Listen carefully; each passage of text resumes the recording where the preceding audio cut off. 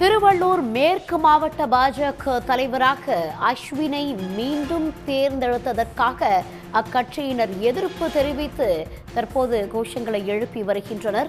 திருவள்ளூர் மேற்கு மாவட்ட பாஜக தலைவராக அஸ்வினை மீண்டும் தேர்ந்தெடுக்கப்பட்டதற்கு எதிர்ப்பு தெரிவித்து நிர்வாகிகள் வாக்குவாதத்தில் ஈடுபட்டு இருப்பதால் பரபரப்பு ஏற்பட்டிருக்கிறது.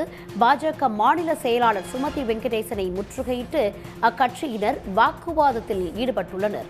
பல்வேறு மாவட்டங்களில் பாஜக தலைவர்கள் நியமனத்தால் கட்சிக்குள் பெரும் அதிருப்தி ஏற்பட்டு இருப்பதாகவும் அவர்கள் கூறுகின்றனர்.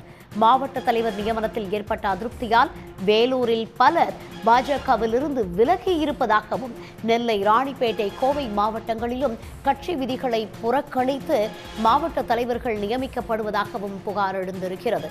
மூன்றாவது முறையாக மாவட்ட தலைவராக பதவி வகிக்க கூடாது என்ற விதி இருக்கும் நிலையில் மண்டல அளவிலான உட்கட்சி தேர்தல் நடந்த மறுநாளே மாவட்ட தலைவர் நியமனம் செய்யப்பட்டிருப்பது அதிருப்தியை ஏற்படுத்தி இருப்பதாகவும் அவர்கள் கூறியிருக்கின்றனர்.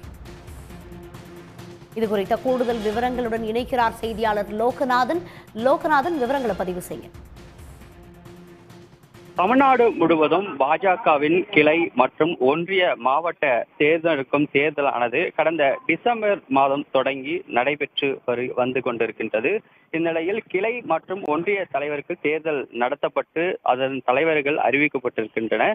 இன்று 14 மாவட்டங்கள், திருவள்ளூர் உட்பட 14 மாவட்டங்களுக்கு மூன்றாம் கட்டமாக தலைவரை அறிவிப்பதற்கான நிகழ்வு இன்று அந்தந்த மாவட்ட பாஜகவின் தலைமையகம் மற்றும் தனியார் திருமண மண்டபங்கள்